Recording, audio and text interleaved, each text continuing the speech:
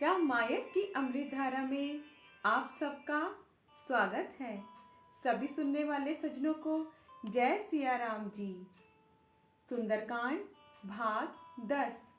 सियापति रामचंद्र जी की जय, पवन सुत हनुमान जी की जय, उमापति महादेव जी की जय। जय जय सीताराम जी। रामायण के पिछले भाग में आपने वहां तक सुना था जब प्रभु का स्वभाव बानरों के कुल के मन को बहुत ही भाया। अब इसके आगे से प्रभु जो सब कुछ जानने वाले हैं, सबके हृदय में बसने वाले, सब रूपों में प्रकट, सबसे रहित, उदासीन, कारण से भक्तों पर कृपा करने के लिए मनुष्य बने हुए तथा राक्षसों के कुल का नाश करने वाले श्री राम जी नीति की रक्षा करने वाले वचन बोले। हे वीर वानर राज सुग्रीव और लंकापति विभीषण, सुनो, इस गहरे समुद्र को किस प्रकार पार किया जाए। अनेक जाति के मगर, सांप और मछलियों से भरा हुआ यह अत्यंत अथाह समुद्र पार करने में सब प्रकार से कठिन है। अब विभीषण जी ने कहा कि हे रघुनाथ जी, सुनिए, आपका एक बाण ही करोड़ों समुद्र को सोखने वाला है, सोख सकता है। नीति ऐसी कही गई है कि उचित ये होगा कि पहले जाकर समुद्र से प्रार्थना की जाए। दोहा, प्रभु तुम्हार कुल गुर जलधि, कही ही उपाय विचारी, बिनु प्रयास सागर तरही, सकल भालु कपिधारी, सियापति रामचंद्र जी की जय। सकल भालु कपिधारी, सियापति रामचंद्र जी की जय। हे प्रभु, समुद्र आपके कुल में बड़े पूर्वज हैं, वे विचार कर उपाय बतला देंगे। तब रीछ और वानरों की सारी सेना बिना ही परिश्रम के समुद्र के पार उतर जाएगी। तब श्री रघुनाथ जी ने कहा कि हे सखा, तुमने अच्छा उपाय बताया, यही किया जाए, यदि देव सहायक हों। ये सलाह लक्ष्मण जी के मन को अच्छी नहीं लगी। श्री राम जी के वचन सुनकर तो उन्होंने बहुत ही दुख पाया। तब लक्ष्मण जी ने कहा कि हे नाथ, देव का कौन भरोसा। मन में क्रोध कीजिए, मन में क्रोध ले आइए और समुद्र को सुखा डालिए। ये देव तो कायर के मन का एक आधार है, तसल्ली देने वाला उपाय है। आलसी लोग ही देव देव पुकारा करते हैं। यह सुनकर श्री रघुवीर हंसकर बोले, ऐसे ही करेंगे, मन में धीरज रखो। ऐसा कहकर छोटे भाई को समझाकर प्रभु श्री रघुनाथ जी समुद्र के समीप गए। उन्होंने पहले सिर नवाकर प्रणाम किया, फिर किनारे पर कुश बिछाकर बैठ गए। इधर ज्यों ही विभीषण जी प्रभु के पास आए थे, तो ही रावण ने उनके पीछे दूत भेजे थे।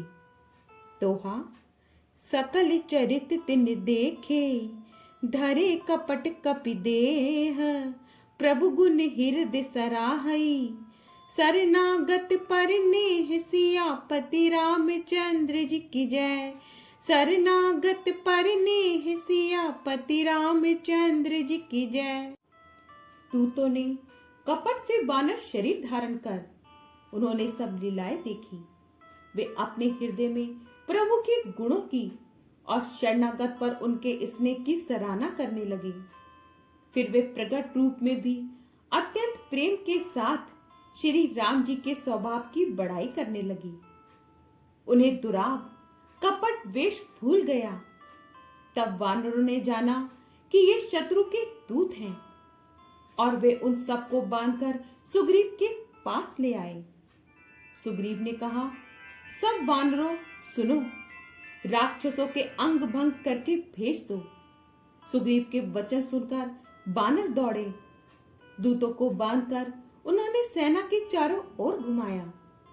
वानर उन्हें बहुत तरह से मारने लगे। वे दीन होकर पुकारते थे, फिर भी वानरों ने उन्हें नहीं छोड़ा।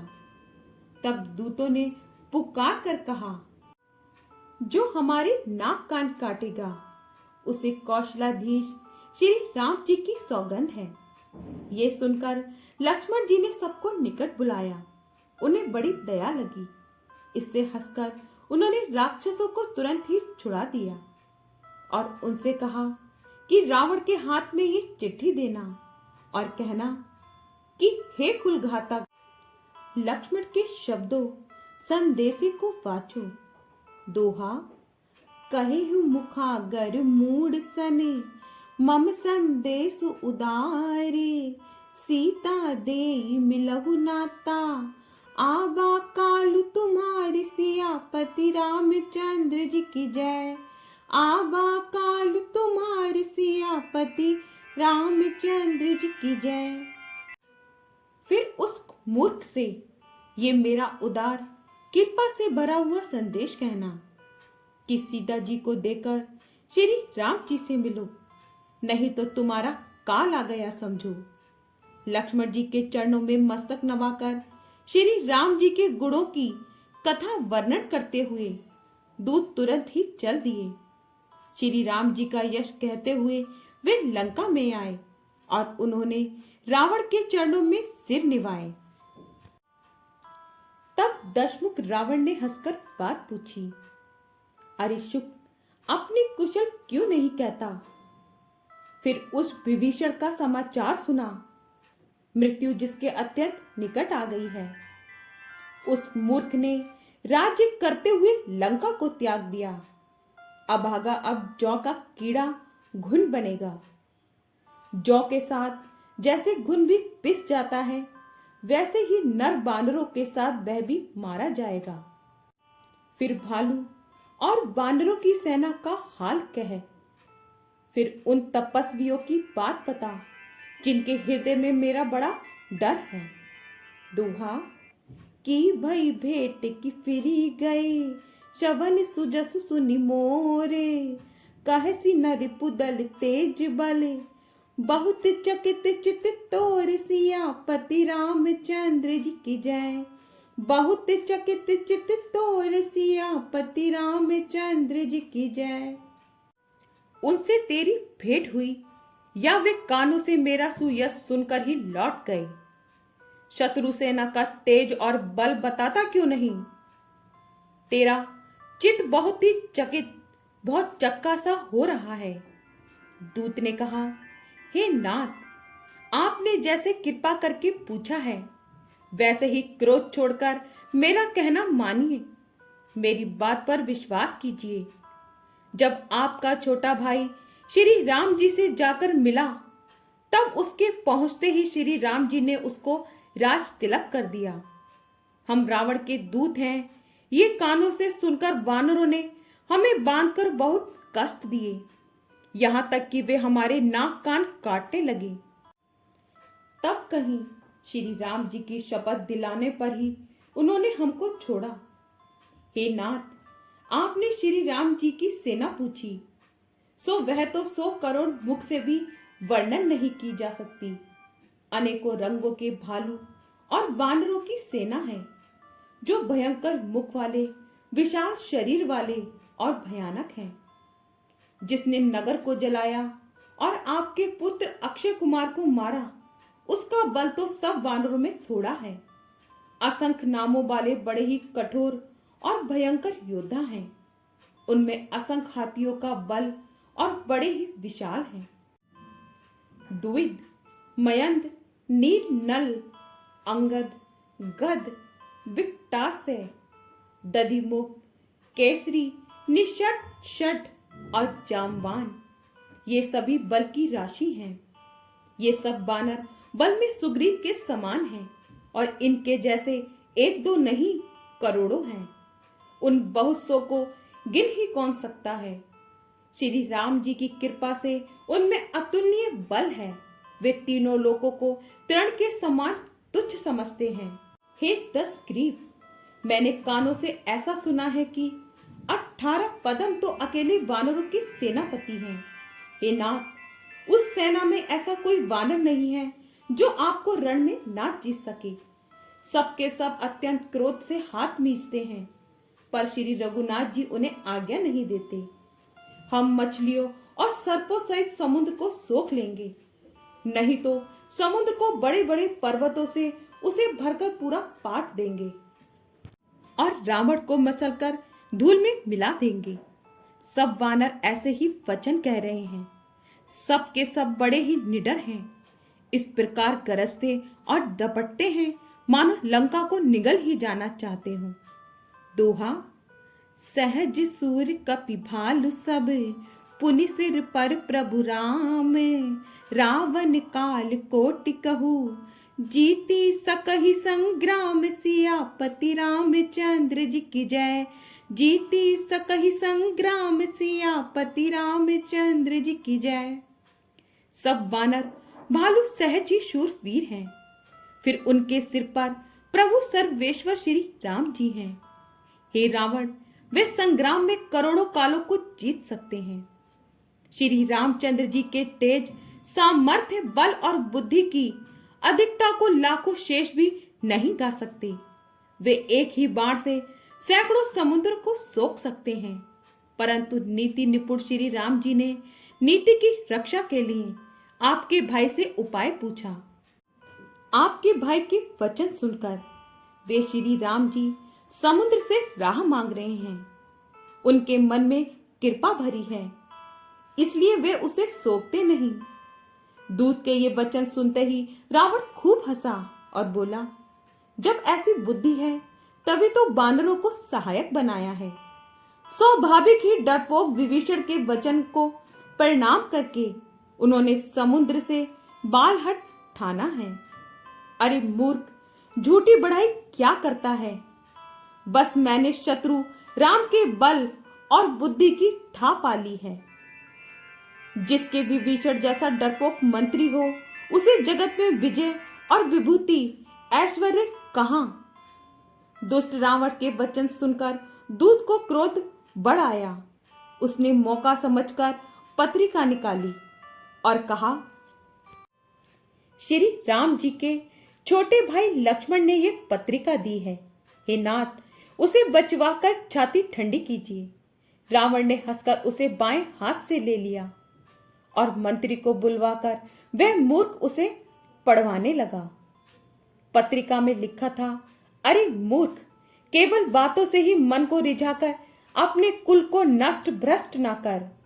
श्री राम जी से विरोध करके तू विष्णु, ब्रह्मा और महेश की शरण जाने पर भी नहीं बचेगा।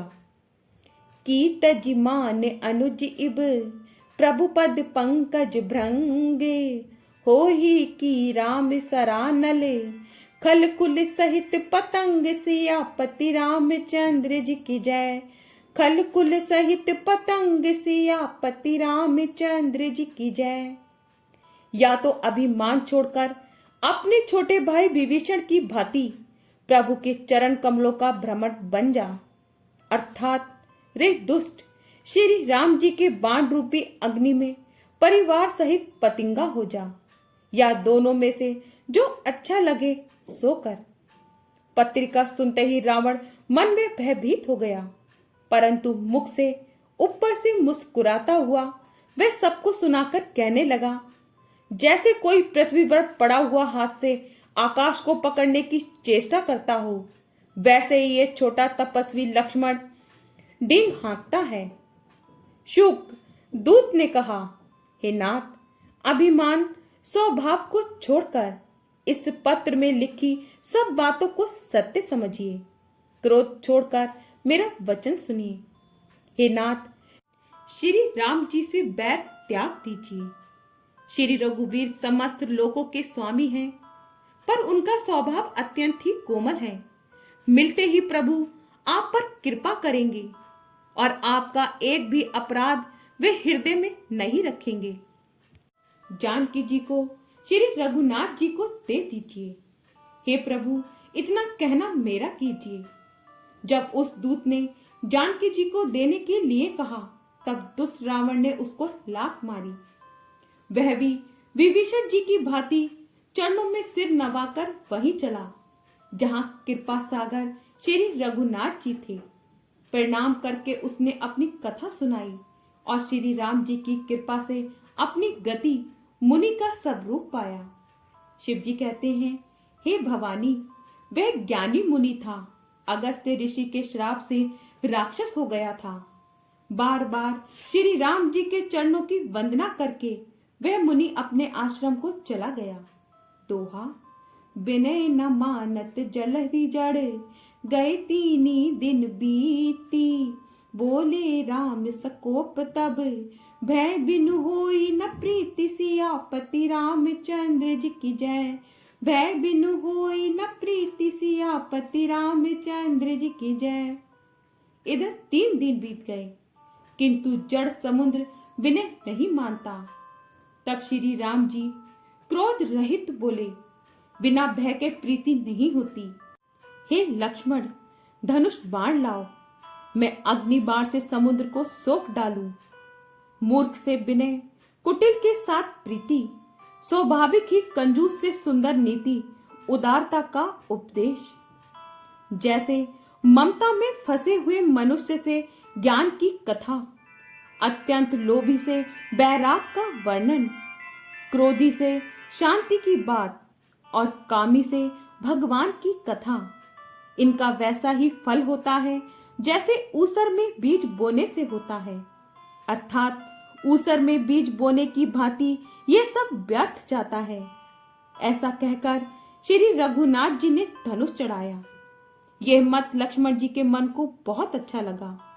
प्रभु ने भयानक अग्नि बाण संधान किया, जिससे समुद्र के हृदय के अंदर अग्नि की ज्वाला उठी।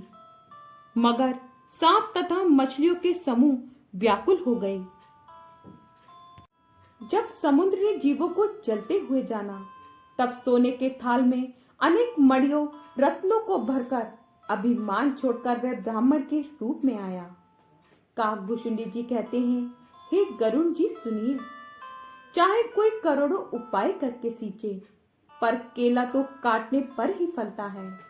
नीच विनय से नहीं मानता, वह डांटने पर ही झुकता है। समुद्र ने भयभीत होकर प्रभु के चरण पकड़कर कहा, हे नाथ, मेरे सब अवगुण दोष क्षमा कीजिए। हे नाथ, आकाश, वायु, अग्नि, जल और पृथ्वी, इन सब की करनी स्वभाव से ही जड़ है। आपकी प्रेरणा से माया ने इन्हें सृष्टि के लिए उत्पन्न किया है। सब ग्रंथों ने यही गाया है। जिसके लिए स्वामी की जैसी आज्ञा है, वह उसी प्रकार से रहने में सुख पाता है। प्रभु ने अच्छा किया जो मुझे शिक्षा दी, किंतु मर्यादा भी आपकी ही बनाई हुई है। ढोल, गवार, शूद्र, पशु और स्त्री, ये सब शिक्षा के अधिकारी हैं। प्रभु के प्रताप से मैं सूख जाऊंगा और सेना पार उतर जाएगी। इसमें मेरी बड़ाई नहीं है। प्रभु की आज्ञा का उल्लंघन नहीं हो सकता, ऐसा वेद गाते हैं। अब आपको जो अच्छा लगे मैं तुरंत वही करूंगा। समुद्र के अत्यंत विनीत वचन सुनकर कृपालु श्री राम जी ने मुस्कुराकर कहा, हे तात, जिस प्रकार वानरों की सेना पार उतर जाए वह उपाय बताओ। तब समुद्र ने कहा, हे नाथ, नील और नल 2 बानर भाई हैं। उन्होंने लड़कपन में ऋषियों से आशीर्वाद पाया था। उनके स्पर्श कर लेने से ही भारी भारी पहाड़ भी आपके प्रताप से समुद्र पर तैर जाएंगी। मैं भी प्रभु की प्रभुता को हृदय में धारण कर अपने बल के अनुसार जहां तक मुझसे बन पड़ेगा सहायता करूंगा। हे नाथ, इस प्रकार समुद्र को बांधिए जिससे तीनों लोकों में आपका सुंदर यश गाया। हे नाथ, इस प्रकार समुद्र को बांधिए जिससे तीनों लोकों में आपका सुंदर यश गाया जाए। इस बाण से मेरे उत्तर तट पर रहने वाले पाप के राशि दुष्ट मनुष्यों का वध कीजिए। दयालु और रणधीर श्री राम जी ने समुद्र के मन की पीड़ा सुनकर उसे तुरंत ही हर लिया, अर्थात बाण से उन दुष्टों का वध कर दिया। श्री राम जी का भारी बल और पौरुष देखकर समुद्र हर्षित होकर सुखी हो गया। उसने उन दुष्टों का सारा चरित्र प्रभु को कह सुनाया। फिर चरणों की वंदना करके समुद्र चला गया। समुद्र अपने घर चला गया। श्री रघुनाथ जी को यह मत अच्छा लगा। यह चरित्र कल युग के पापों को हरने वाला है। इसे तुलसीदास जी ने अपनी बुद्धि के अनुसार गाया है। श्री रघुनाथ जी के गुण समूह सुख के धाम, संदेह का नाश करने वाले और विषाद का दमन करने वाले हैं। अरे मूर्ख मन, तू संसार का सब आशा भरोसा त्याग कर निरंतर इन्हें गा और सुन। दोहा, सकल सुमंगलदायक रघुनायक गुण गाने, सादर सुनहित तरहि भव, सिंधु बिना जल जान सियापति रामचंद्र जी की जय। सिंधु बिना जल जान सियापति रामचंद्र जी की जय। श्री रघुनाथ जी का गुणगान संपूर्ण सुंदर मंगलों का देने वाला है। जो इसे आदर सहित सुनेंगे वे बिना किसी जहाज के ही भव सागर को तर जाएंगे। कलयुग के समस्त पापों का नाश करने वाले श्री रामचरितमानस का ये 5वां सोपान समाप्त हुआ। सुंदरकांड समाप्त। जय सिया राम जी। आपको पसंद आए तो लाइक शेयर कमेंट्स कीजिए और हमारे चैनल को सब्सक्राइब कीजिए। जय सिया राम जी।